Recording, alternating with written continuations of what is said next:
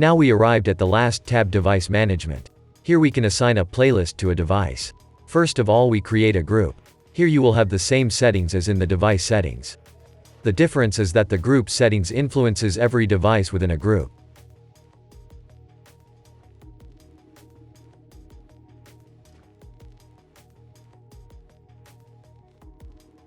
The next step is to connect your device to the application. Just click on the plus button, choose a name and write down the key that will be shown on the screen after you connect the Signagestic or viewneo 4K signage box with your TV. If you have a tablet, you will need to install the viewneo player and the key will be shown when you open the app. And here you can select the playlist that you want to be played.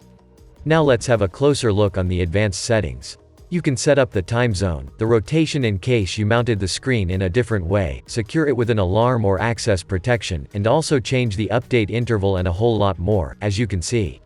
You can allow interaction if you want to use the touchpad of a tablet for example, or you can activate reports and notifications to be up to date on your system.